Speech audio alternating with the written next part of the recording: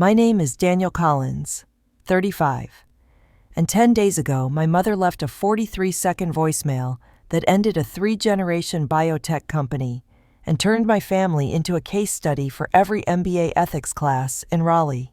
She said exactly 12 words: "We're restructuring, you're out. Expect our lawyer's call. Don't overreact."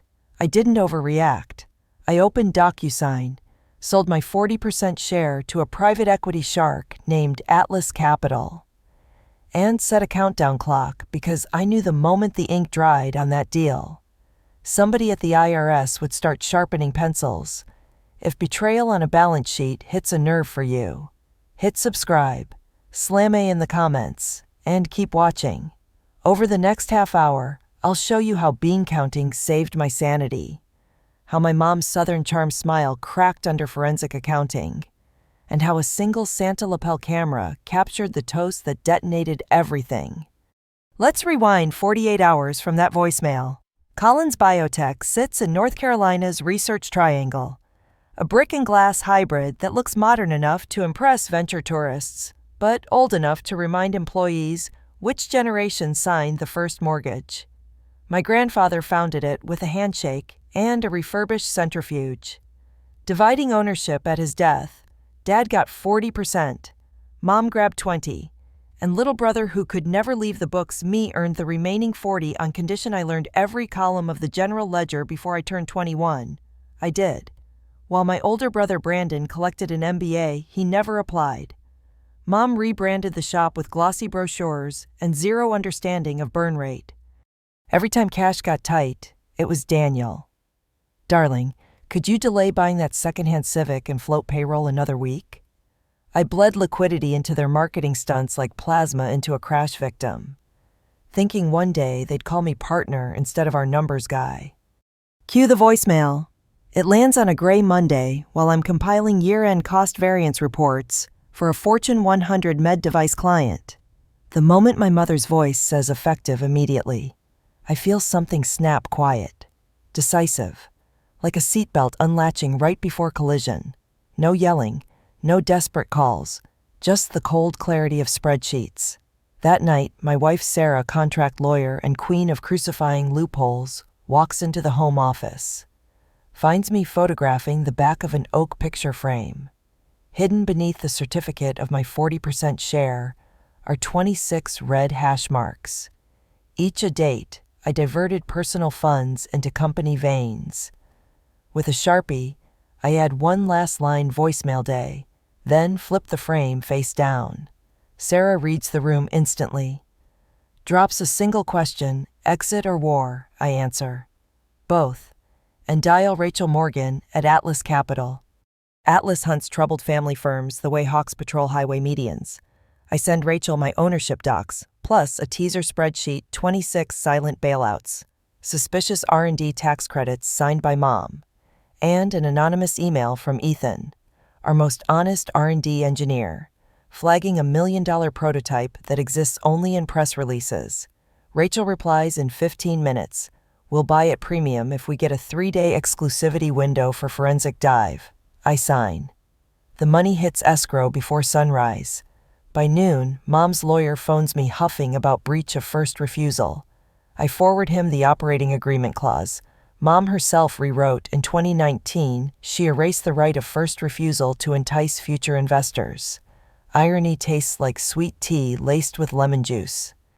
Backing up, you need to understand Mom Linda Collins. She can sell termites a cedar condo. At networking breakfast, she calls me our resident bean counter, keeps the lights on. Guests laugh. I swallow resentment. Brandon plays hype man, promising investors game-changing reagents while ignoring unpaid vendor invoices. Dad. He retired physically years ago, mentally decades. My role became permanent blood donor. And the red ink transfusions fertilized a secret Linda and Brandon had been inflating R&D expenses to snag federal tax credits.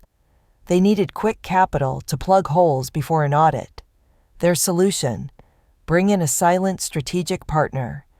Then squeeze me out to avoid pesky questions. The bean counter knows where bodies are buried. Their timing misfired.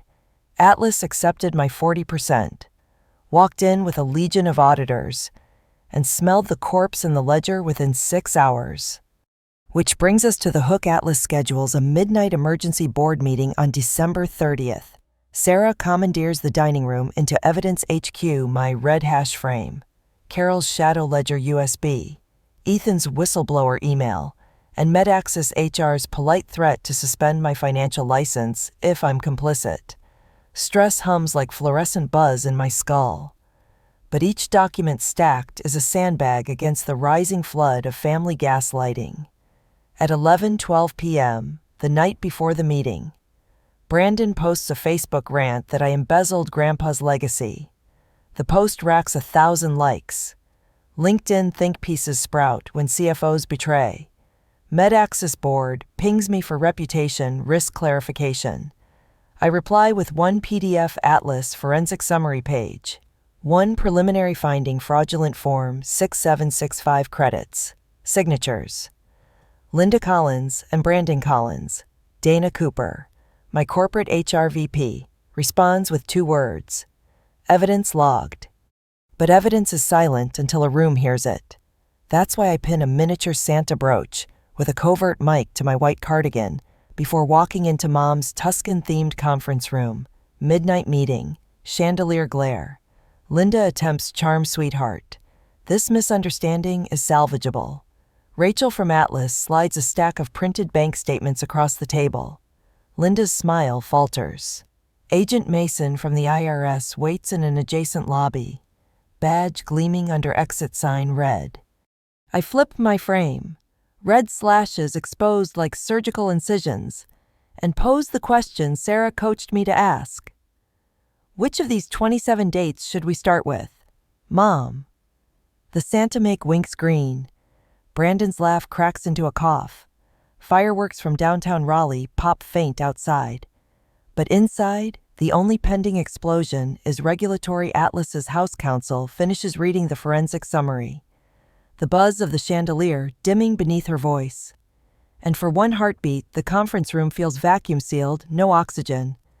No excuses until Brandon jolts up, palms splayed like a defendant caught mid-heist, claiming he never saw the Form 6765 before tonight. The Santa mic on my lapel captures the quiver in his vowels, while Rachel slides a blown-up photocopy under his nose. His own signature looped in glossy black ink. Date stamped 8 months ago when he was supposedly courting venture capital in Austin. A trip he expensed at $700 a night.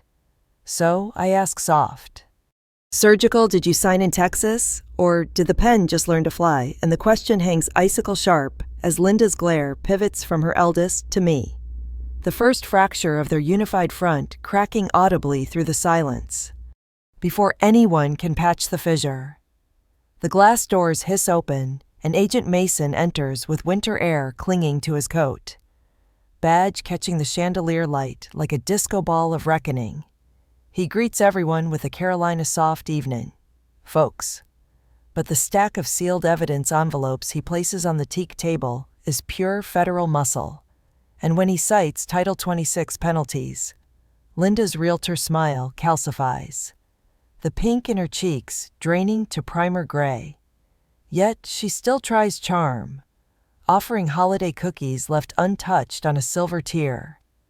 Mason declines, unfurls the first subpoena, and the moment ink meets mahogany, Brandon wheezes that the R&D numbers were optimistic placeholders, a phrase Mason repeats aloud, pen tapping, noting it as an admission while Rachel's investors exchange glances that gleam like sharks tasting copper. I check my watch, 12:07 a.m., and realize the longest fiscal year of my life just ticked into official closure. Mason requests immediate access to the server room. Linda protests proprietary data. Rachel counters that Atlas now holds controlling interest by proxy because Mom's 20% is effectively suspended under breach. Counsel nods, motion carries, and 2 technicians usher in a rolling cart of imaging drives. Every LED a tiny truth serum ready to siphon terabytes. Carol, the veteran accountant, silently produces her master password and slides it across without meeting anyone's eyes. An act that lands like a gavel, proof the back-office loyalists have chosen survival over dynasty, while Ethan, the engineer, summoned as technical witness, confirms the million-dollar prototype never advanced beyond a sad mock-up. His voice steady, but his knuckles white around a flash drive labeled reality. The final nail, waiting for a hammer blow no one can dodge. With the data cloning underway, Mason opens a smaller envelope restitution calculus preliminary and reads figures that sound like chest compressions, 2.3 million in clawbacks, 75% fraud penalty, 3 years probation recommendation. Brandon mutters about personal bankruptcy. Linda whispers about family name legacy. Dad finally speaks, raspy, asking Mason if cooperating spares prison. Mason answers that cooperation always helps, but restitution is non-negotiable, and he needs intent on record. He turns the Santa mic toward Linda, asks why she signed credits for non-existent research. Her gaze flicks to my upside-down share certificate slashed in red, and for a heartbeat, I glimpse the calculation behind her veneer. Admit partial guilt. Blame Brandon's projections. Salvage her license, but the silence stretches until Mason reminds her that perjury compounds interest, like back taxes, and she exhales, a tremor of silk shredding, beginning a justification about protecting employees through pandemic uncertainty. A rationale Sarah warned me she'd deploy, yet Mason lets her speak, every word threading the rope she'll have to climb or hang from when the tape replays. Clock ticks 12:39 when Atlas Council recaps. Linda resigns as board chair effective immediately. Brandon suspended pending IRS resolution. Carol appointed interim CFO under Atlas oversight. Daniel retained as senior advisor with veto on emergency expenditures. Votes tally 2 abstain, 3 in favor, motion passes, and the dynasty candle gutters out, leaving only corporate fluorescence. Rachel signs a bridge loan authorization to keep payroll alive, sealing the fate Mom pretended to control. And Mason thanks everyone for cooperation, collects the Santa brooch as evidence backup, its LED now blinking amber file locked. While outside the parking lot, snow reflects cruiser lights like confetti at a parade nobody wanted. And as the last badge jacket exits, Linda turns to me, voice hoarse, asking whether I'm satisfied. I don't answer. Just fold the hash-marked certificate into my coat, because satisfaction isn't a balance you can audit tonight. But tomorrow, when MedAccess HR reads Mason's summary and lifts my probation, the ledger of respect might finally even out. The first sunrise of the new fiscal year slices Raleigh's skyline in surgical pinks. And my phone buzzes before the coffee even finishes dripping. MedAccess HR probation lifted. Board appreciates swift transparency. Stock bonus vests as scheduled. Relief blooms foolishly warm until the second ping lands a LinkedIn post from Brandon. Profile picture cropped so tight, his panic-puffed eyes almost don't fit. Blaming malicious accountants for derailing a visionary tax strategy. The comment counter spins like a slot machine. Investors smell desperation blood. And I know public sentiment can still swing against Atlas. Against Carol. Against me if Linda rewrites the narrative faster than the audit report hits regulators. I forward the screenshot to Rachel at Atlas. Her reply is a single gif of a gavel translation, libel me once. Pay twice, and I realize corporate warfare hasn't cooled. It's merely reloading in the court of public opinion, cliffhanging any hope of quiet recovery. I drive to the plant because numbers are calmer when you can feel the machinery's heartbeat. But the parking lot is half empty, and the half that's full belongs to news vans staking claim like buzzards. Sarah warned me Linda would leak a sob story. And sure enough, a local anchor rehearses lines about son sells legacy to Wall Street vultures. I slip through a side door, nod to security now wearing Atlas badges, and find Carol in the CFO office, my old dungeon uncapping a red pen instead of her usual blue. She's tallying severance packages. Atlas will cut 40% of executive perks to stabilize cash flow. Red ink for red carpet exits, she whispers, eyes glistening not with sentiment, but exhaustion. She asks if I'll address the staff town hall. My throat tightens because they still see me as Colin's blood. Not Atlas ally, but leadership voids create rumor floods. So I agree on one condition: broadcast unfiltered. Q&A live. Carol hesitates, then slides the mic schedule across the desk. No edits. No handlers.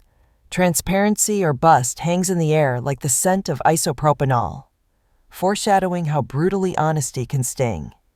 Noon. Production floor bleachers creak under engineers in lab coats, line workers in nitrile gloves, administrative staff clutching uncertain futures. I step to the mic. The hush is a vacuum. I start with the smell of my grandfather's first centrifuge oil and the day he told me trust has no depreciation schedule. Then chart the timeline of bailouts, the forged credits, the Atlas rescue. I end on a promise: every new policy, every audit summary will hit the intranet within 24 hours of my reading it. Murmurs swell into cautious applause until a voice cuts through. Maria from QC. Pink hairnet gleaming. What about the Collins name on the building? I swallow. Branding is emotional equity. I announce the sign will come down Friday, replaced by TriPoint Biologics, a name chosen by staff vote, not dynasty decree. Gasps. Then a fierce clap from Ethan, the whistleblower, spreading to a standing wave. The sound is defibrillation to a flat-lined culture. But I feel Linda's phantom glare watching from every camera lens, waiting to spin this into patricide. And the thought slices the applause mid-air, pivoting the mood into suspense for the post-town hall media blast. Back home, the answering machine blinks 6 voicemails. Dad's voice quivers first, asking if we can talk somewhere private away from Mom's lawyers. He never calls me first. 2 messages later, Linda's tone is chilled steel.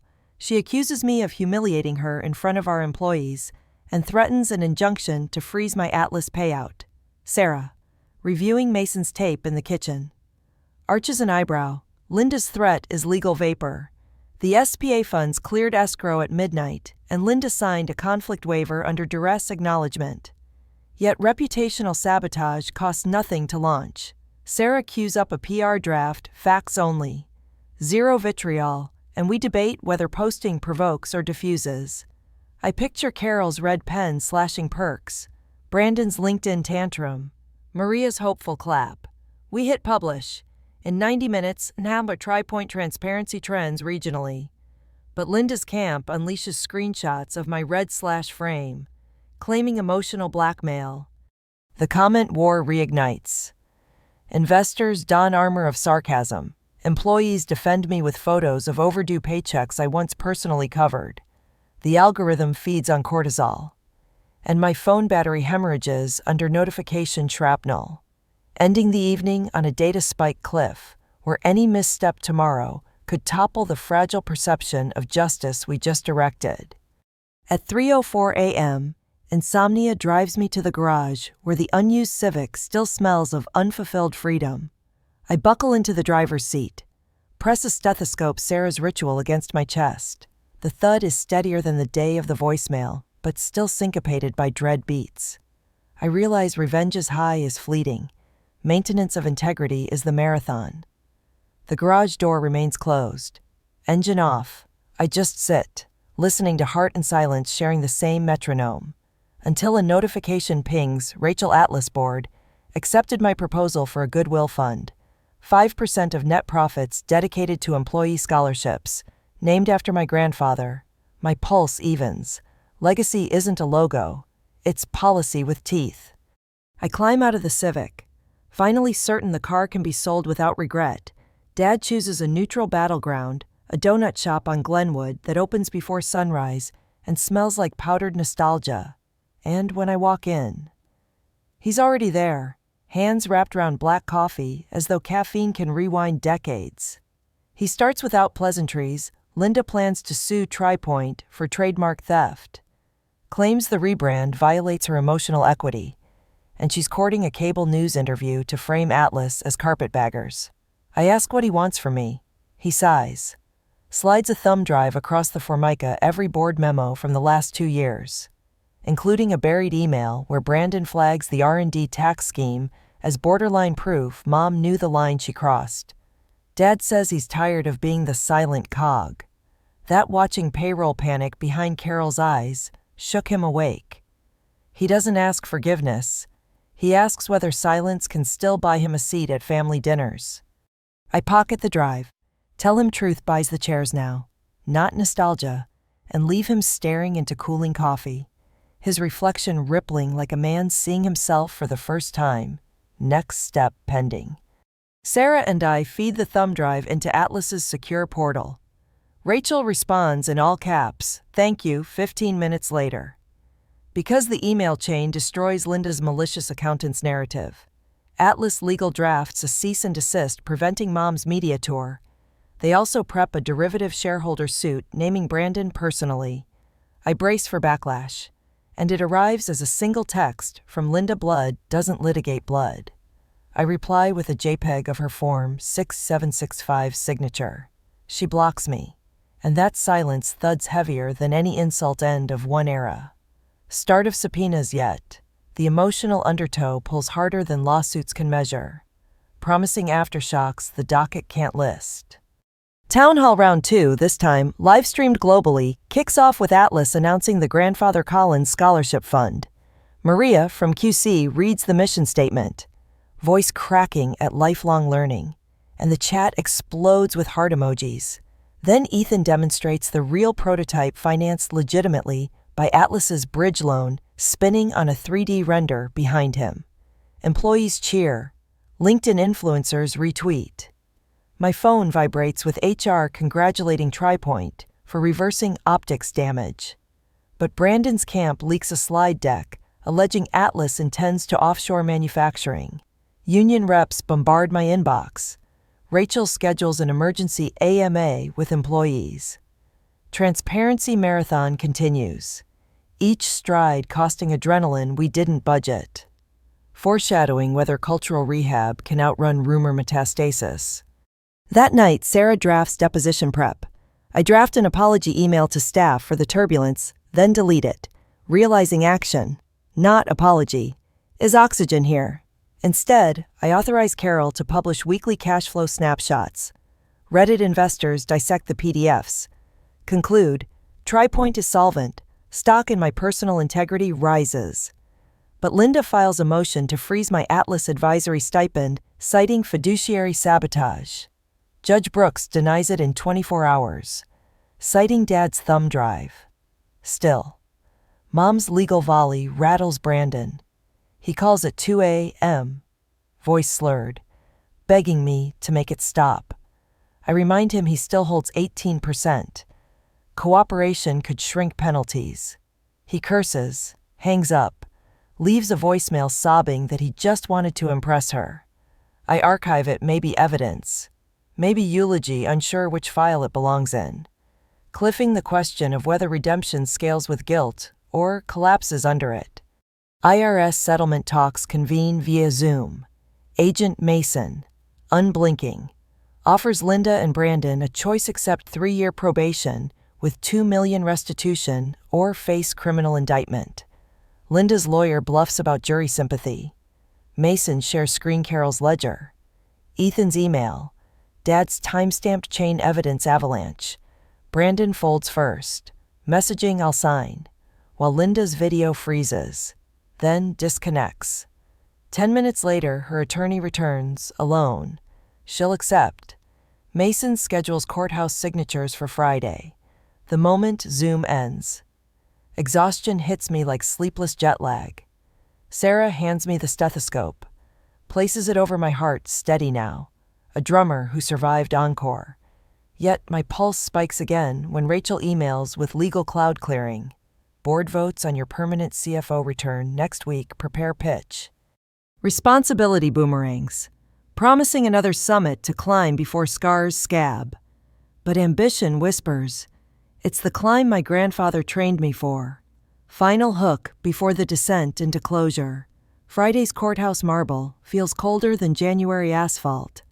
Yet Linda's heels still click a cadence of entitlement as she signs the plea agreement, 3-year probation, $2 million restitution, public admission of R&D fraud. Brandon's hand trembles when he adds his name. The pen clatters afterward. A tiny metallic eulogy for dynastic pride. Agent Mason collects the documents, thanks them for cooperation, then turns to me with a nod that feels like a certificate of emancipation. Dad hovers on the periphery, lips moving in silent prayer. But when Linda sweeps past him without eye contact, something in his shoulders snaps upright. He follows her only halfway to the exit before stopping, eyes finding mine in mute acknowledgement that his orbit has finally changed course, cueing the first emotional tremor of the day that I refuse to let topple the pitch, waiting at TriPoint in 3 hours.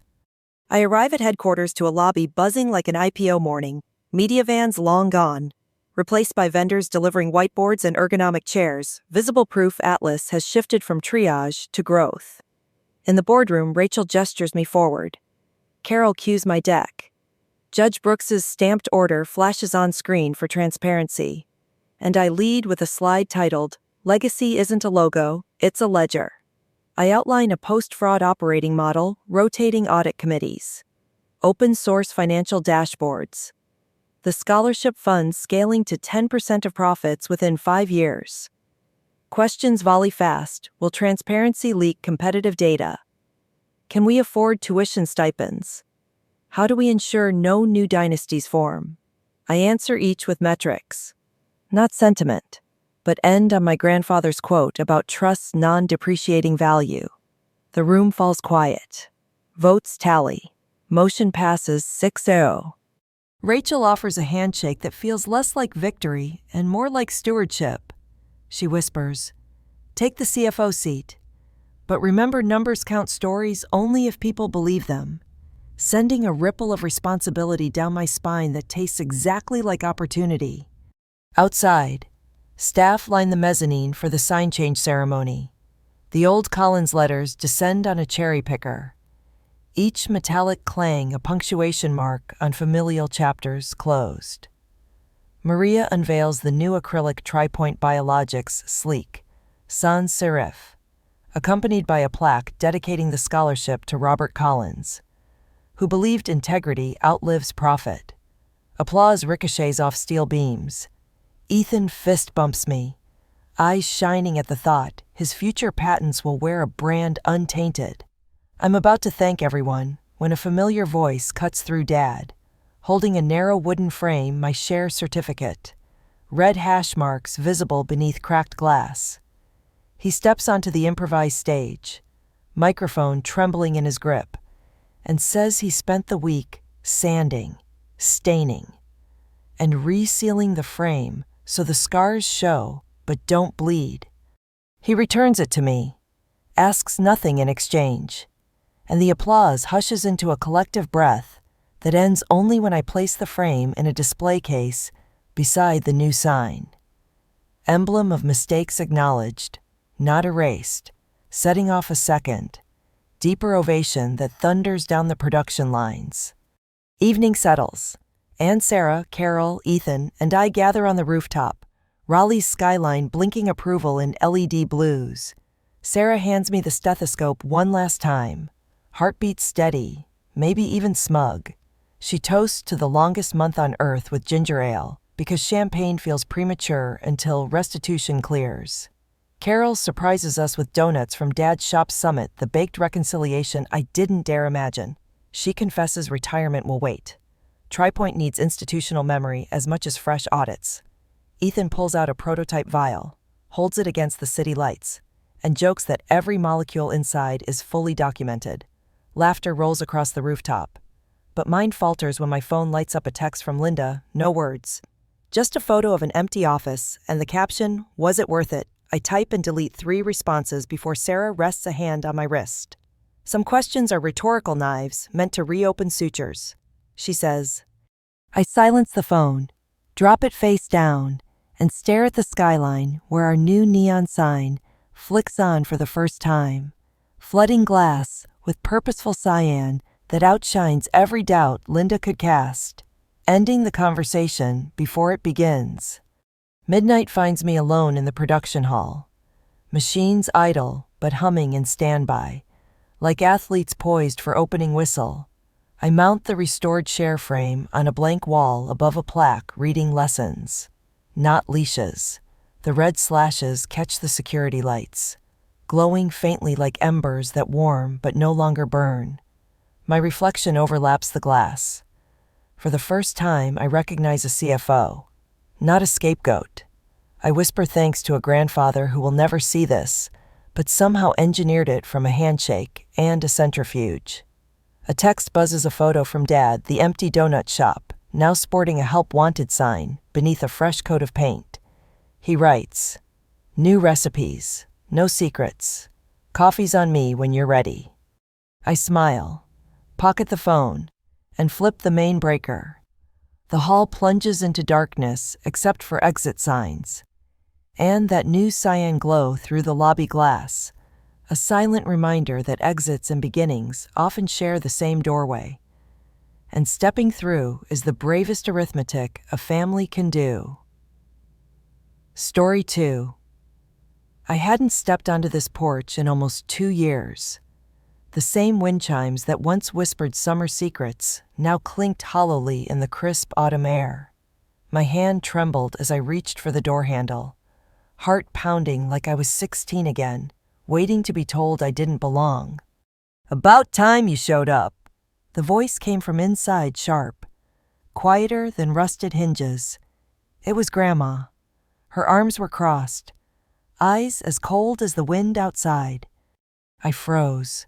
There she stood, grandmother, guardian of old wounds, her face unreadable. My throat caught. "Hi, Grandma. I'm Lily Walker." Silence stretched.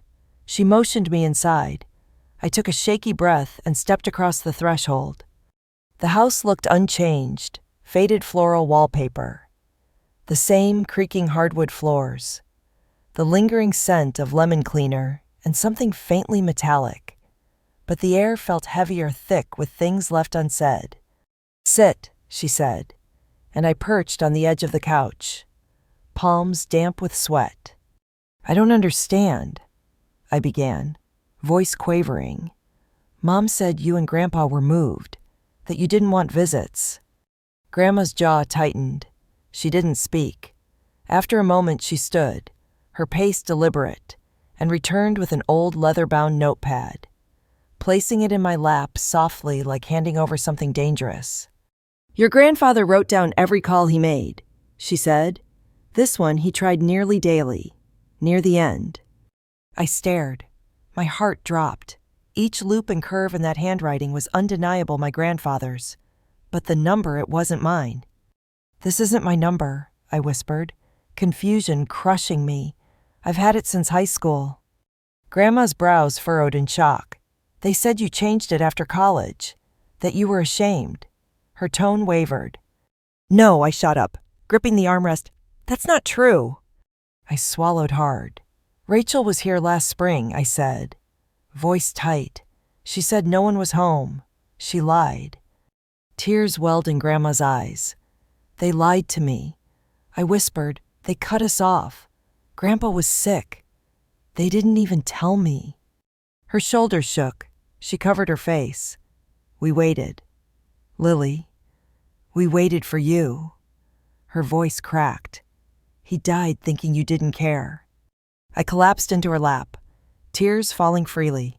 And there, for the first time in years, we let grief wash through us together. After long minutes, Grandma's straightened eyes sharpened with resolve. "Wait here," she said. "I have calls to make." Minutes later, I heard her voice in the kitchen. "Yes. Betty, it can't wait.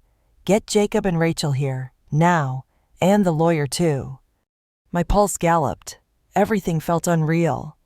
She reappeared, calm but determined. "Stay in the kitchen until I call you," she said, pressing my shoulder gently. I slipped into the kitchen nook Grandpa once claimed every morning with his crossword and coffee. I ran my fingers over that scarred tabletop, etched with memories, and braced for what was coming. Moments later, I heard polite voices, female lilt masking tension. Then Dad's smooth business tone. Rachel's breathy sigh echoed behind. "Well," Mom said too cheerfully, "Pio, what is this about?" Grandma's voice rang firm. "Sit down. Mr. Carter is here with Grandpa's will." My chest tightened. The knot inside me coiled before releasing into pure terror and anticipation. Then the lawyer's words began. "I, David Walker, declare this, my last will and testament. To my granddaughter, Lily Walker. I leave the Walker Research Facility, its equipment, its patents and funds to sustain it. And I divide the remainder equally between Lily and Rachel Walker." Silence. The denial etched on my family's faces. Grandma's eyes glistened, relief, resolve. "Then there is more," the lawyer added. "A letter, meant for Lily." My legs failed. I stood unsteadily as he opened it and read. "My dearest Lily, if you're hearing this, I am gone. I'm proud of you. You survived while others walked away. You're extraordinary. You are my legacy." My breath froze. I stepped into the room. All eyes on me, my parents. Rachel, the lawyer.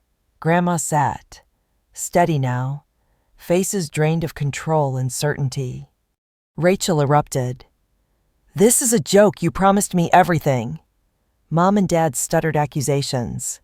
Tears, ultimatums all falling apart around them. "Love isn't a performance." Grandma cut in. Their fury cracked. With each word, I felt something shift inside me. Rage wove into clarity. My voice soft but firm. I cared too much. I stayed too long. But I'm done shrinking. Mom's voice strangled. Dad smoothed his tie. Rachel fumed. "You abandoned him." "You kept me away," I replied. "You lied." Silence again, heavy. Grandma rose. "I've heard enough. This is not what your grandfather wanted from any of you." Mom tried to cling to family talk. "We're a family," she said weakly. No, Grandma was quiet, unshakable, not anymore. Rachel stormed out, heels clicking. My parents followed, all murmuring betrayal and spite. The door slammed shut behind them. Stillness reigned. A different stillness, clean, free. Grandma looked at me, eyes soft. "I'm proud of you." Tears spilled again, but this time not from sorrow. "We sit here now," she said, voice gentle, together. Outside, the wind moved through the trees clear, honest. And inside, for the first time, none of us had to perform, not for blood, not for approval. We had only each other, that night. Sleep came slow and shallow. I lay awake in my childhood room, the walls still dressed in old science fair ribbons and faded glow-in-the-dark stars. But it didn't feel like home. Not anymore. My mind kept circling Grandpa's letter, those quiet, unwavering words of belief, and the storm that had passed just hours ago.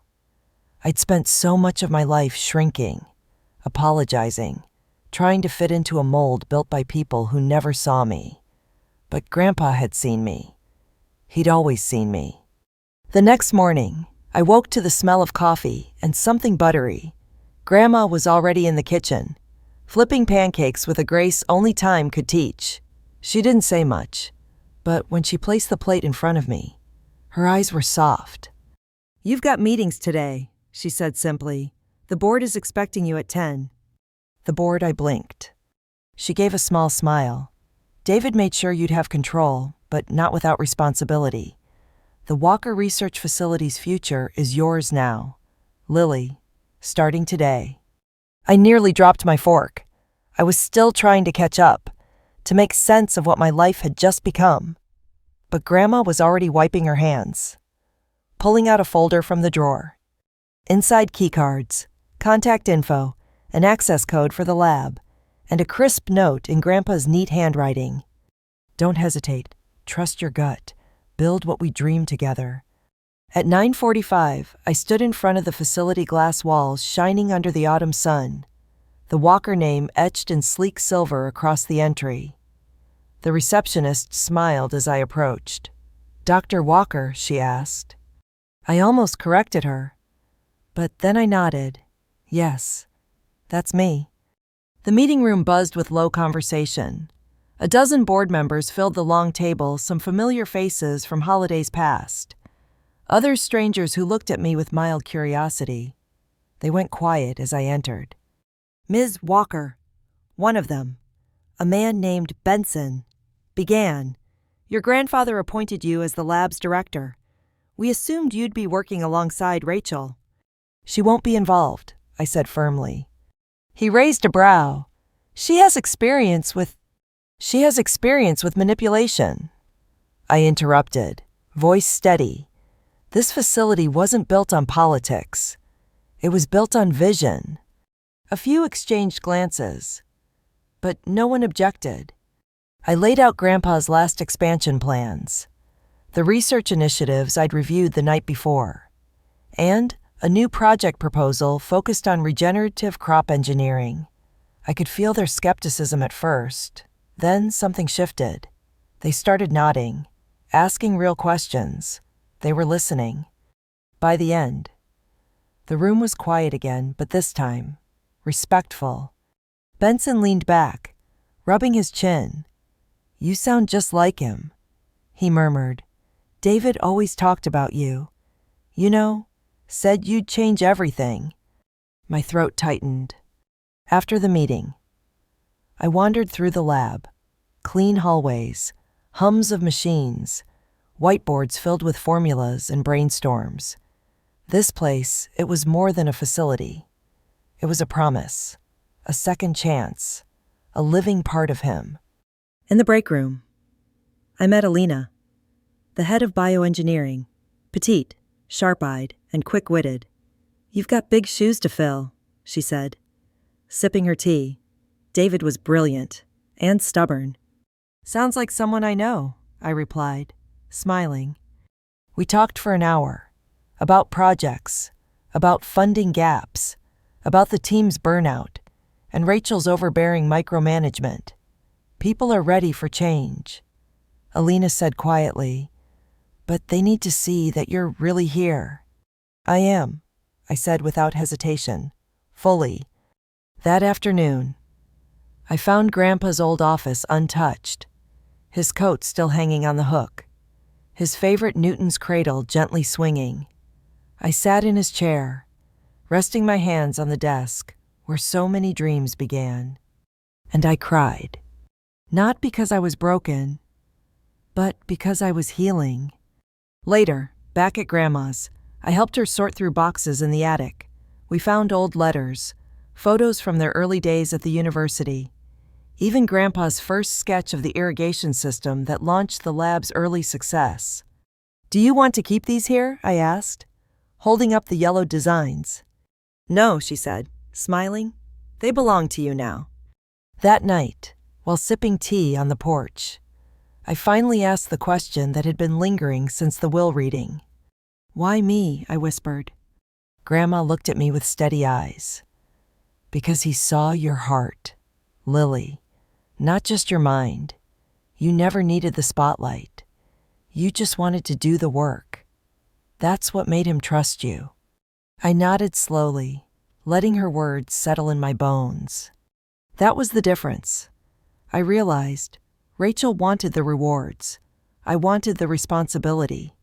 As the sun set behind the trees, painting the sky with hues of fire and gold, I made a quiet vow. I would honor what he built, but more than that, I'd expand it, grow it into something even he hadn't dared dream. Not for recognition, not for revenge, but because someone finally believed in me enough to hand me the reins. And I was done letting anyone else steer. By the end of my first month as director, everything felt different faster, fuller, heavier. but also more alive. The Walker Research Facility was no longer just a legacy to protect. It had become a battleground of innovation and integrity. I had inherited Grandpa's desk, but I refused to inherit his silence, where he had worked quietly, methodically. I chose transparency and fire. Weekly staff meetings turned into open forums. Researchers who had long felt ignored now pitched ideas freely. I brought in mental health support, upgraded outdated systems, and invited local universities to collaborate on student-led projects. And Rachel, she didn't stay quiet. The letters started first, formal, stiffly worded notices from her lawyer, unlawful disbursement of assets, contesting the will, entitled to equitable distribution, each one angrier than the last, each one met with calm dismissal by Mr. Carter. She has no claim, he reminded me. Your grandfather's documentation is airtight. But what the legal system couldn't touch, she aimed for emotionally. She called Grandma, left voicemails, emailed me through burner accounts. Her messages swung wildly from wounded pleading to threats. You owe me. Without me, that place would have fallen apart. You always wanted to steal what was mine. The worst was the one that simply read, he loved me more. You were just convenient. I didn't reply to any of them. I let silence speak for me. Instead, I poured myself into the work. We secured our first major government grant, a partnership on sustainable irrigation. We developed new drought-resistant seed varieties. Word began to spread. Local farmers sent thank you letters. A high school biology class named their greenhouse after us. We even caught the attention of a major agri-tech firm in Seattle. Then came the moment I'd never expected, a TEDx talk invitation. Us. I'd laughed when the email came through. Me. You, Alina had said, not missing a beat. You've built something worth hearing about. Own it. I stood on that red circle a month later, palms sweaty but voice clear. I told our story not just of soil and seeds, but of resilience. I spoke about legacy, about being silenced, about reclaiming your voice, about how one act of quiet belief had changed the course of my life. When I stepped off stage, my inbox exploded. Hundreds of messages, former students, estranged family friends, strangers who saw themselves in my story. And one unexpected sender, Rachel. Her email was short. Congrats on the talk. Impressive spin. You always were the better performer. I didn't reply. But this time, I didn't delete it either. I filed it away like a fossil proof of who she had been, not who I was becoming. Still, Rachel wasn't done. Weeks later, she showed up at the facility. I was reviewing irrigation reports when the security alert buzzed on my phone. Unauthorized visitor at front entrance. I tapped the camera feed and there she was. Hair perfectly styled, suit sharp, lips curled into that signature smirk. I let her wait 20 minutes before I walked out to meet her. You're not on the guest list, I said, standing between her and the glass doors. Her eyes flicked past me, scanning the building behind. Thought I'd see what the golden child built with Grandpa's charity. It wasn't charity, it was trust. Semantics. She shrugged, then leaned in. This isn't over, Lily. You don't get to rewrite history. I looked at her, really looked. The carefully painted exterior, the twitch at the corner of her jaw. She wasn't there to fight. She was there because she'd already lost. I'm not rewriting history, I said quietly. I'm building a future. You're the one stuck in the past. She stepped back, face hard. You always think you're better than us. No, I replied. I finally stopped thinking I was less. Then I turned and walked back inside. I didn't look back. In the weeks that followed, something shifted in me. I stopped waiting for their approval. I stopped shrinking to keep the peace. I started owning my space. We launched our first nationwide campaign, Green Roots. Real change, partnering with urban gardens and community farms across the country. News outlets picked it up. Donations poured in. The lab buzzed with energy and possibility. And through it all, Grandpa's presence lingered. I'd find his old notes scribbled in margins, his worn gloves tucked into drawers, his voice in my memory, calm and steady. "Keep going, Lily. You're not done yet." Neither was I, because for the first time in my life, I wasn't just surviving. I was leading. I was healing. And the story was only beginning. By the time fall arrived, the leaves around the Walker Innovation Center turned amber and gold, as if the earth itself had paused to celebrate what we had become. But growth, true, sustainable growth, was never linear, and neither was healing. Grandma's health had started to fade quietly in the background, like a candle burning low. She never complained, not once. She'd just smile, wave off her walker, and say, "I've lived through worse winters." But I knew. I saw it in her slowed steps, her deeper silences. She had given everything she had to protect this legacy, to protect me. And now it was my turn. We moved her into a cozy room in the west wing of the facility, her idea.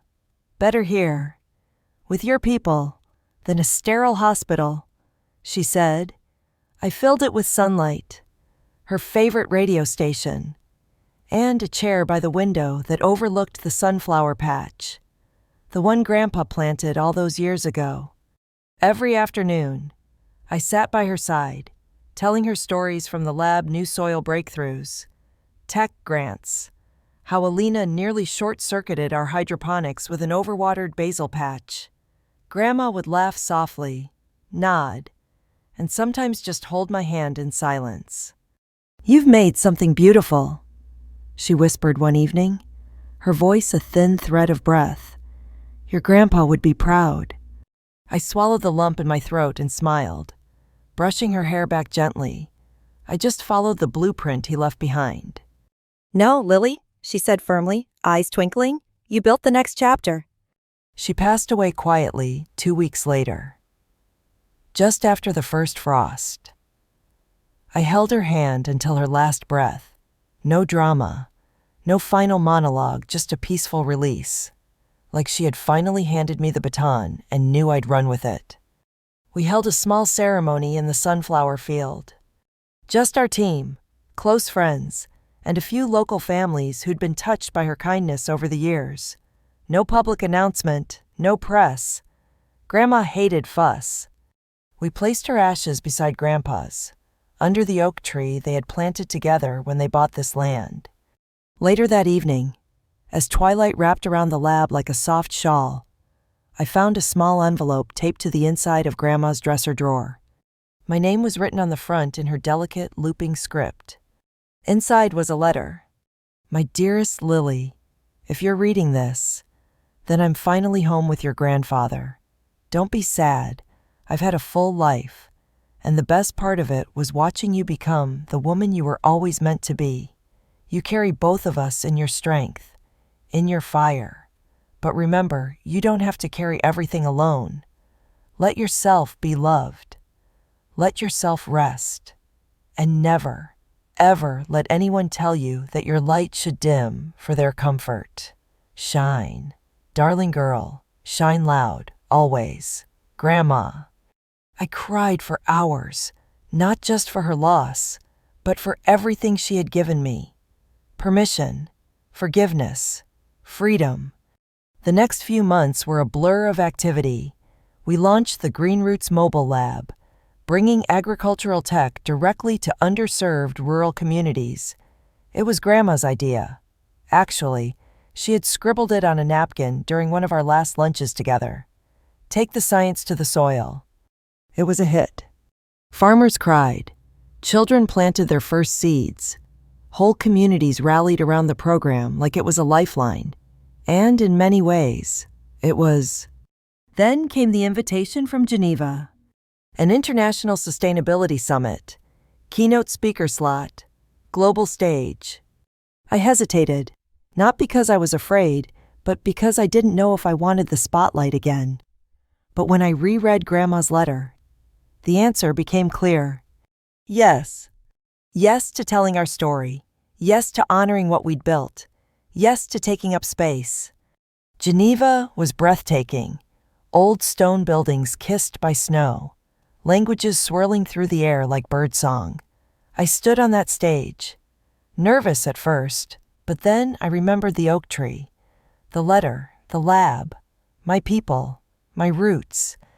My name is Lily Walker, I said, voice clear, and I come from a place where seeds grow in spite of the rocks, where legacy isn't inherited, it's cultivated.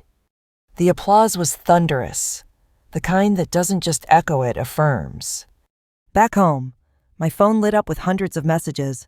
One stood out, an email, no name in the subject line, just "we saw you." It was from my mother. I stared at it for a long time. I didn't open it, not out of anger, but peace, because some doors, once closed, don't need reopening. Some chapters end without a final word. I wasn't angry anymore. I just didn't need them. Not to succeed. Not to feel whole. Not to keep going. Because I had built a life of meaning, of purpose, of love. And in the end, that was all the legacy I needed to carry. Story 3. I never thought it would end this way. After 2 decades of building my career in cybersecurity, I had no idea that the very people I trusted the most would betray me. My name is Linda Carter, and a year ago, I was the chief security architect at Nexus Tech, a rapidly growing startup in Silicon Valley. I'd worked tirelessly to develop Guardian Net, a revolutionary security system designed to detect and neutralize cyber threats before they even surfaced. It was my passion project, something that had consumed every waking hour for 18 months. Late nights, weekends, missed family events, it was all worth it. I had finally created something that could change the entire cybersecurity industry, and I knew it would also change my life. But what I didn't know was that Victor Hayes, the charismatic CEO of Nexus Tech, had his own plans. When Guardian Net was ready for launch, he stood across from me, smiling as though we were about to celebrate a milestone. He shook my hand with what felt like rehearsed warmth, and then handed me a termination letter. Victor claimed full ownership of my creation. I stared at the paper in my hand, the words blurring as my pulse quickened. I couldn't speak. I couldn't believe it. How had this happened? The one thing I had worked so hard for, the thing I had bled for, was slipping away in front of me. And the man I had trusted was the one pulling the strings. The smooth words Victor said afterward seemed to pierce my chest. We're moving in a different direction. Linda, it's nothing personal. I could see his eyes flicking to the legal counsel. Amanda Price, sitting beside him. She was silent, watching me with detached professionalism. It was all business to them. But to me, it was betrayal of the deepest kind. My mind raced, but I stayed calm. The pain, the disbelief, it all simmered beneath my skin. I shook his hand with a firm grip, my voice steady despite the storm inside me. Thank you for the opportunity. And that was it. I packed up my things, walking through the office hallways under the watchful eyes of my colleagues. Their expressions were a mix of pity, confusion, and fear. They couldn't understand what had happened, nor could they fathom how quickly my world had crumbled. As I stepped out of Nexus Tech for what they thought was the last time, I felt something strange, a quiet sense of peace. They thought they had won. They thought they had taken everything from me, but they didn't realize what I'd left behind. That night, as I sat in my quiet apartment with nothing but my thoughts and a glass of wine, I didn't feel desperate. I didn't feel defeated. I felt something else, something I hadn't allowed myself to feel in years, calm. The next day, I didn't panic.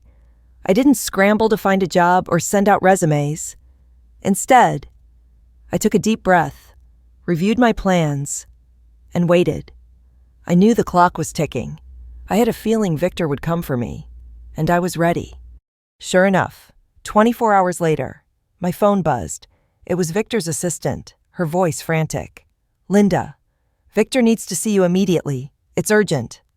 I glanced at the clock, 9:30 p.m. My eyes narrowed.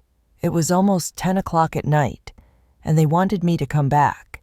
I'd already been discarded once, but now I could see the desperation behind their polished facades. I didn't rush. I took my time, gathering my things. It was like preparing for a final showdown, and I wasn't about to walk in unprepared.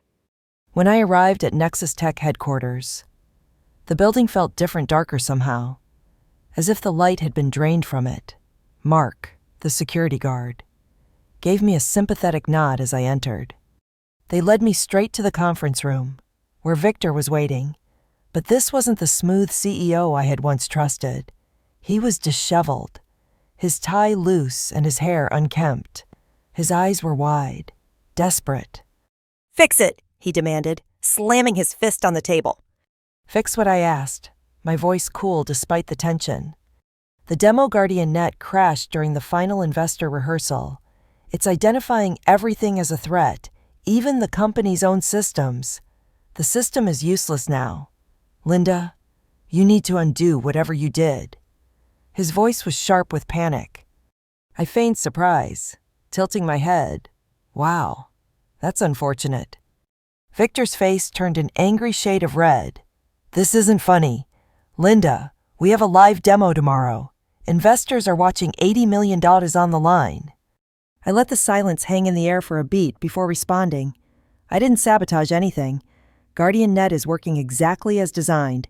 It's identifying threats, internal threats. His face paled, and his eyes darted nervously. You tricked it into thinking Nexus Tech is the enemy. No, I said, keeping my voice steady. I didn't trick anything. Guardian Net learns from patterns. You've been accessing sensitive files late at night. That was flagged 6 months ago, and the system has been learning ever since. Now, it's acting on its own. I could see the fear creeping into his eyes as he processed what I was saying. What do you mean, documenting? I took a step closer, lowering my voice.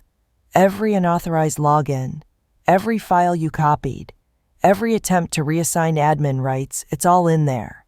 Compiled, time-stamped, and backed up.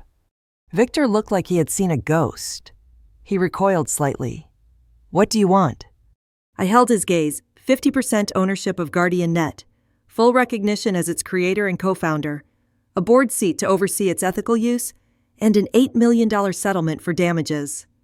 Victor recoiled as if I had slapped him. That's blackmail. No, I replied, my voice calm but unwavering. That's business, and it's your best option. There was a long pause as he weighed his options. His shoulders slumped, his bravado evaporating. Finally, he sighed, defeated. Can you fix it before the demo? I pulled out a small flash drive and set it on the table. This contains the updated authentication protocol. Plug it in, and Guardian Net will recognize the proper authority chain. It will work flawlessly. Victor stared at the flash drive, then at me. His voice cracked slightly as he muttered, "You planned this all along, didn't you?" I smiled faintly. I prepared for it. He rubbed his face with both hands, clearly trying to come to terms with everything. I underestimated you. You underestimated the system. I replied quietly. And the person who built it. Victor sat back, letting out a bitter laugh. You could have destroyed this company. I could have, I said, standing up. But that's not what I built Guardian Net for. It's not about destruction. It's about protection, even from people like you. I paused at the door, then turned back to him one last time. Let's make sure the investors get the show they deserve. after that. We can talk about the new contract." Victor didn't respond. He simply stared at the table, defeated. And as I walked out of Nexus Tech's headquarters, I knew this was just the beginning. The real game had only just started. The following morning, I stood at Nexus Tech's front doors. No longer the discarded employee, but the one with the upper hand. It felt surreal. The polished glass and steel of the building, the lobby that once felt like home, now looked cold and distant. As I walked through the doors, I couldn't help but feel the weight of the transformation. Yesterday, they had fired me. Today, I was walking back in as someone with the power to reshape everything. Victor met me in the lobby, his smile as tight and forced as I expected. His usual charm had been replaced by a brittle politeness.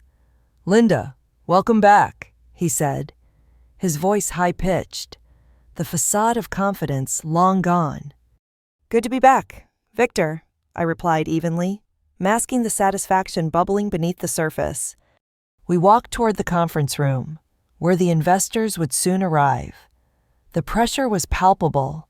Victor led the way, trying to act as if everything were normal, as though the past 24 hours hadn't just torn apart the carefully constructed image of Nexus Tech.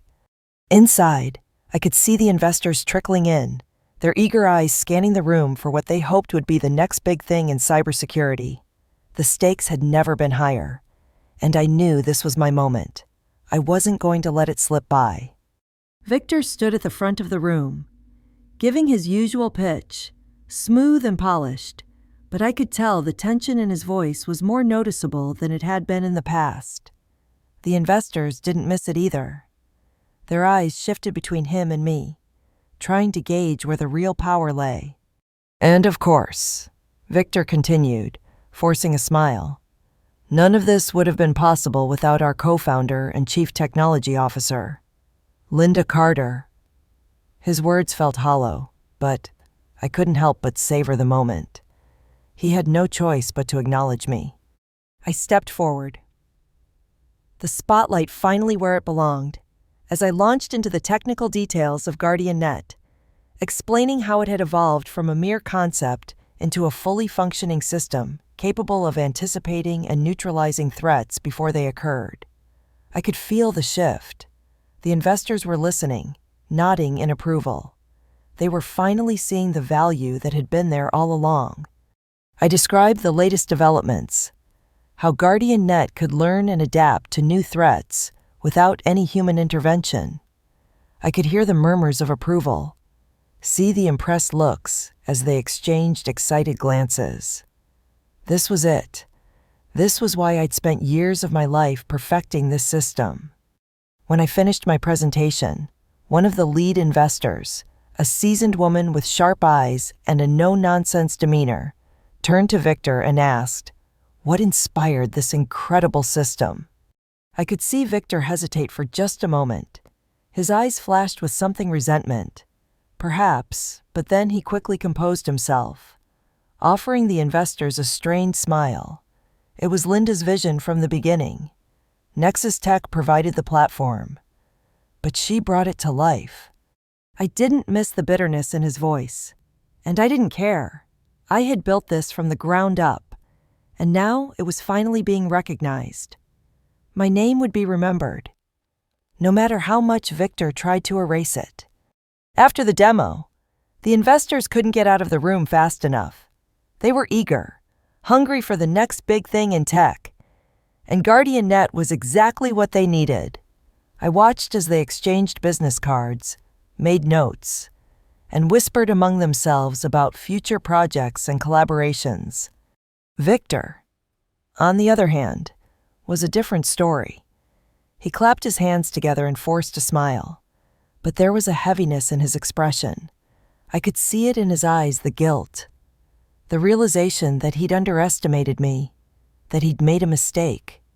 For the next few days, things were quiet.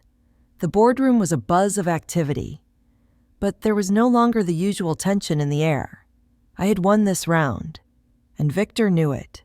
The investors were already talking about licensing Guardian Net, and he was scrambling to keep everything together. Meanwhile, I continued to run things from behind the scenes, managing my newly regained role as the true head of the tech side of Nexus. The arrangement felt strange at first. Victor no longer controlled the narrative. He was relegated to what he did best, business development, while I held the reins to the product that was now the cornerstone of the company's future. But things were not as easy as they seemed. The first cracks in the foundation appeared 3 months later, when Guardian Net successfully thwarted a massive cyber attack targeting a major international bank. The attack could have caused hundreds of millions in damages, but Guardian Net neutralized the threat with pinpoint accuracy. It was a huge win for the company. But for me, it was more than that. It was proof that the system I had built wasn't just an idea. It was a game changer. But despite the accolades, Victor's discomfort was palpable. He hated that Guardian Net wasn't just his creation anymore, that it was mine. He hated that the investors were praising my work, not his. The resentment between us grew, and I could feel the shift in the air. One afternoon, as I sat in my office reviewing the latest reports, my phone buzzed with a message from Jessica, my former colleague at Nexus. I hadn't spoken to her in a while, so when I saw her name on the screen, I couldn't help but smile. "Clara, it's a circus here. Vanessa is losing control. The investors are getting restless. They want answers, and fast." I paused. Reading the message again, I had no doubt that Victor was feeling the heat, but hearing it from someone inside the company made it all the more real. Nexus Tech was starting to crumble beneath the weight of its own success. The following day, Jessica called me again. They've started calling it Linda's system now, not Victor's anymore. The investors are happy with the direction, but it's driving him crazy. I couldn't help but feel a quiet satisfaction. In the game of corporate chess, Victor had thought he had checkmated me, but in reality, I had always been a few steps ahead.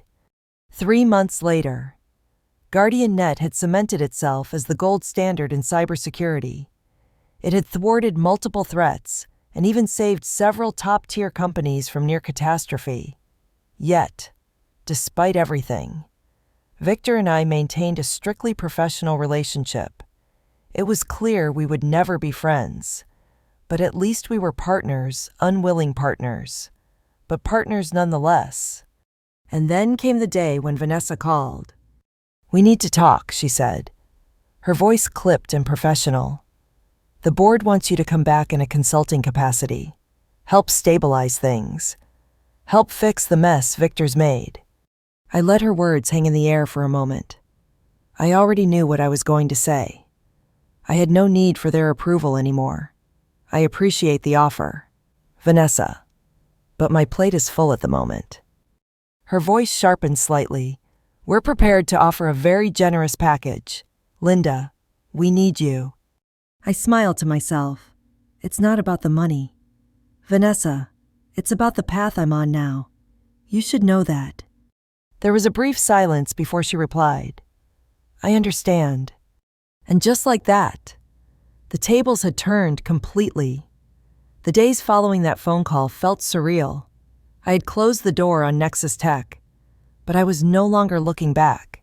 The weight of my decision to stay independent, to not let the betrayal define me, felt like freedom. I was sitting at my new office desk at BrightPath Holdings when the email came in. It was a simple message from Robert Greene, the CEO of BrightPath, the company that had recognized my value early on and made me an offer I couldn't refuse. "The deal is finalized. Let's talk tomorrow." The feeling that swept over me wasn't just satisfaction, it was relief. For so long, I had questioned myself, wondering if I'd made the right decision in walking away from Nexus. But now, I had a clear path ahead. BrightPath was where I belonged. They had seen me not just as a commodity, but as a leader.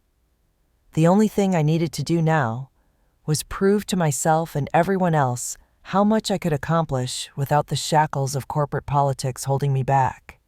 As I looked out over the city skyline from my office, I thought about everything that had led me to this moment. The late nights at Nexus Tech, the sacrifices, the betrayals. I had given everything. And for what? To be dismissed as easily as if I were just another cog in the machine? No. I wasn't just a cog. I was the engine, the force that had driven the company forward. And now, I was going to build something entirely of my own. The next morning, I sat across from Robert in the sleek conference room at BrightPath's headquarters. He looked every bit the CEO, calm, collected, confident. But today, there was a new sense of excitement in his eyes, a glint that had nothing to do with business deals and everything to do with the future. "Linda," he said, his voice steady but enthusiastic. "We've been talking, and we're all on the same page. This is your show now. The publishing division is yours to lead. Build it, shape it, make it your own." I couldn't help but smile, the weight in my chest lifting. This was the opportunity I'd been searching for. No more struggling to prove my worth. I already knew who I was, what I could do, and now it was time to put all of that into action. I immediately got to work. I handpicked a team from within BrightPath people who shared my vision, who were eager to make a real impact. Together, we would build something that would redefine what was possible in the publishing world. We weren't just going to put out technical manuals or marketing materials. We were going to create something revolutionary. I started working closely with my team, teaching them how to think outside the box, how to approach every project with the same passion and dedication that had brought GuardianNet to life. The results were quick to follow. We launched our first project under the new publishing division, a high-stakes proposal for a key partner that would make or break our credibility. It was risky, it was bold, but we nailed it. When the results came in, the partners were thrilled. The project exceeded expectations, and BrightPath's stock surged for the first time in a long while. I felt like I was in control not of just the company, but of my own destiny. Meanwhile, my consultancy, Whitmore Publishing Services, was thriving. The first few weeks after my exit from Nexus Tech had been filled with inquiries from clients who were more than willing to work with me, clients who had seen what I could do and were eager to have me on board. Peter Maxwell was one of the first to reach out. "I've been hearing some amazing things about the new direction you're taking," he said when we first spoke. "I knew you were capable, Linda. But what you're building now? It's next level. You're the real deal. Let's talk." And talk we did. Our first collaboration with Maxwell Industries was seamless. They were impressed with my ability to build something fresh from the ground up, something they could depend on. Their trust in me was the validation I'd been searching for, proof that I wasn't just capable, but unstoppable. Linda Park from Orchid Home Designs followed soon after, asking me to take the reins on their next major campaign. "You've built our catalog into something exceptional, Linda. I need someone I can rely on to continue that growth. I need you." The offers kept rolling in. Every project was more exciting than the last. Every client more appreciative of the work I was doing. The freedom to shape my future, to define my career, was liberating. I didn't have to answer to anyone but myself. At the same time, I was starting to see the cracks in Nexus Tech's facade. Vanessa Cole's hurried calls and messages hinted at the chaos unfolding within the company. One evening, Jessica sent me a message. "Vanessa just tried to make a deal with our biggest client. She offered them the moon and the stars to get them back on board. But no one's buying it. The investors are pulling out." I felt a quiet satisfaction. It wasn't about revenge. It was about watching the foundation crumble beneath the feet of those who had tried to undermine me. GuardianNet was doing exactly what it was built to do. It was protecting the companies that had believed in its power. and exposing the cracks in those who had taken advantage of it. The next few weeks were a whirlwind. As BrightPath's publishing division gained momentum, so did my consultancy. My calendar was packed with back-to-back meetings, and my phone rang nonstop with inquiries. But the moment that truly confirmed everything was when I received a call from Robert Greene. "We're expanding," he said, his voice serious. "The team is growing, and we need someone to lead the expansion. I want you to take on the role of Director of Publishing Operations. You'll have full autonomy, and we'll give you everything you need to make this division the best it can be." I couldn't believe it. Just a few months ago, I had walked away from a company that had discarded me. Now, I was leading one of the most successful teams in the industry, building something that had the potential to change the entire landscape of publishing. But it wasn't just about the work. It was about what it symbolized. Every offer, every project, every success was a reminder that I had made the right decision in trusting myself.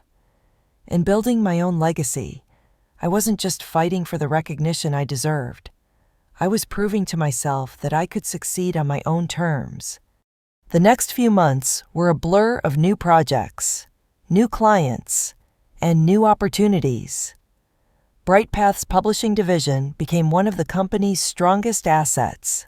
Meanwhile, Whitmore Publishing Services continued to grow, attracting more clients and building a reputation for reliability, creativity, and, above all, integrity.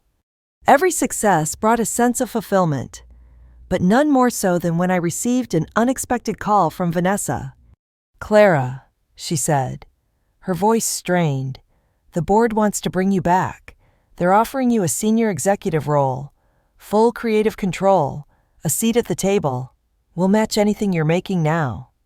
I let her words sit for a moment before responding. "I appreciate the offer." "Vanessa," I said, my voice calm and steady, "but I'm not interested in going back to Nexus. I've built something of my own now, and it's thriving. I'm not looking back." Her silence spoke volumes. As I hung up the phone, I felt the last vestiges of that old chapter slip away. I had won, not just by outperforming them, but by walking away from a system that didn't value me and into one that did. The next morning, as I sat in my office, looking out over the city skyline, I couldn't help but feel grateful, not for the success, not for the accolades, but for the journey. Because in the end, the best revenge was never about making them pay. It was about proving to myself that I could build something on my own and do it better than they ever thought possible. It had been a year since I had walked out of Nexus Tech, but the lessons and the strength I gained during that time had only continued to grow. Looking back at the way everything unfolded, I felt a deep sense of fulfillment. I had not only rebuilt my career, but reshaped it into something far stronger than it had ever been. The new division at BrightPath was thriving, and Whitmore Publishing Services, my own consultancy, had become a well-known name in the industry. But even more than that, I had learned how to protect what was mine, how to stand up for my ideas, my work, and my worth. And that power was a quiet one. It didn't demand attention. It didn't scream for validation. It was there when I needed it most. Every client I worked with now had one thing in common. They trusted me. They trusted the work I did. And more importantly, they trusted that I would always do the right thing. Trust was something Nexus Tech had failed to understand. And it was the one thing they could never replace. That was something only time, integrity, and consistent effort could build. Things weren't always easy. Though, success didn't shield me from challenges. It didn't protect me from moments of doubt or exhaustion. Some days, I found myself questioning whether I was doing the right thing, whether I was chasing too many opportunities at once. But then I would stop and think back to the days when I was stuck at Nexus, fighting for recognition, feeling unseen and overlooked. The moments when I thought my work didn't matter to anyone but me. No, those days were gone. Now, I was surrounded by people who valued what I brought to the table. People who understood the importance of relationships over empty titles. People who knew that real strength wasn't about winning battles, but about protecting your values, your integrity, and your legacy. BrightPath was evolving, too. As my division continued to grow, I found myself taking on more responsibilities, making decisions that impacted the company's direction. Robert Greene had always been a steady, calm leader, but over time, I realized he'd begun to rely on me more heavily, seeing me not just as a colleague, but as a partner. The team we built together wasn't just functioning, it was thriving, and every win felt like a collective success. And then there was Whitmore Publishing Services. I had poured my heart into it every late night, every email, every call. Every meeting had been a step towards solidifying my independence. The projects I was working on were changing the way people viewed what was possible in the publishing world. I wasn't just a consultant, I was a leader. And every success I had was mine and mine alone. There were no more corporate walls to hide behind, no more politics to fight through. This was my vision, and I was living it. It wasn't until I received an email from Jessica that I realized just how far I had come. She was the one who had stood by me at Nexus, the one who had been there when everything fell apart. We hadn't talked much since I left, but the message she sent was one I couldn't ignore. Clara, I'm sorry. I know it's late, but I have to tell you Vanessa's out. The board made the change. They finally realized they need someone who actually understands the clients, not just buzzwords and spreadsheets. They want someone who gets it, someone like you. I stared at the screen for a long moment. The irony was overwhelming. Vanessa, the one who had dismissed me as expendable, was now gone. She had been the one pushing for fresh perspectives, the one who had decided my years of experience were no longer valuable. And now, she was the one being replaced by someone who had known the true value of relationships, of experience. The world had a way of working out sometimes, and for the first time in a long while, I allowed myself to feel vindicated not in a petty, vengeful way, but in a quiet, knowing way. I had made the right choice. I had walked away from the situation that could have destroyed me, and now I was exactly where I needed to be. But the journey wasn't over. As I sat back in my chair, I reflected on everything that had led to this point, the betrayal at Nexus Tech, the quiet strength that had grown within me, and the lessons I had learned along the way. There was more to do, more to accomplish, more to prove not to anyone else, but to myself.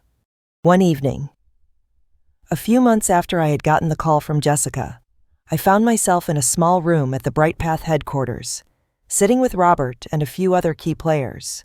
We were discussing future projects, where we would take the publishing division next, and how we could further expand BrightPath's influence in the market. I had spent so many years working behind the scenes that it felt incredible to finally have the platform I needed to make a real impact. Robert's trust in me had created a space for my vision to flourish. "We've seen some incredible success," Robert said, leaning forward in his chair. "But I think we're just getting started.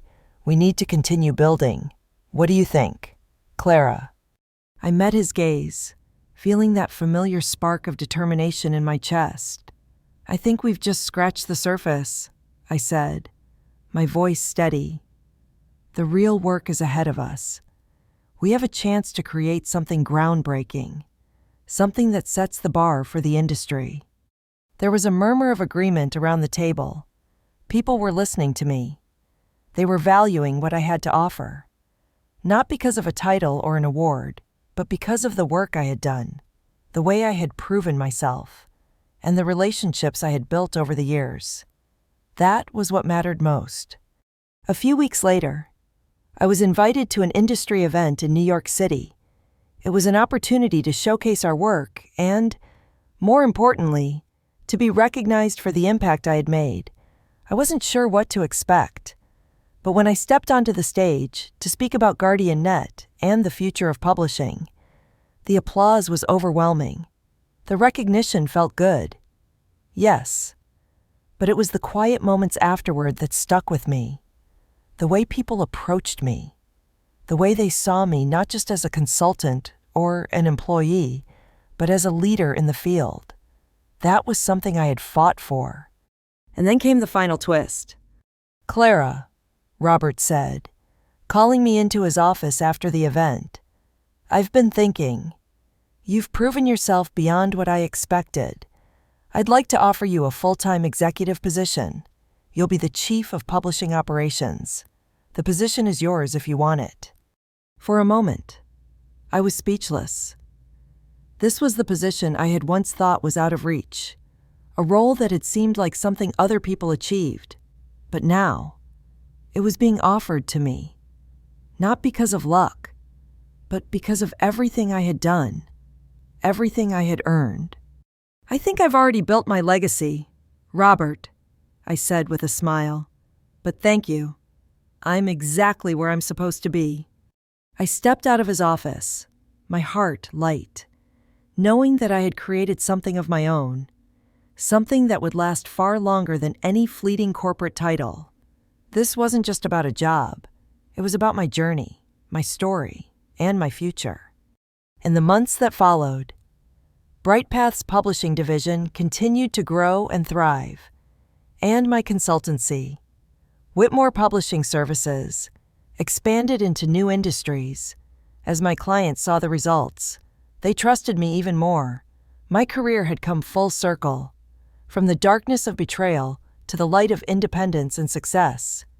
And for the first time in my life, I knew that the true measure of success wasn't about how many deals I closed or how high I climbed. It was about knowing who I was, staying true to myself, and protecting the work that mattered most. Looking out over the city from my office one last time, I felt an overwhelming sense of peace. I had built something real, and, in the end, that was all that really mattered.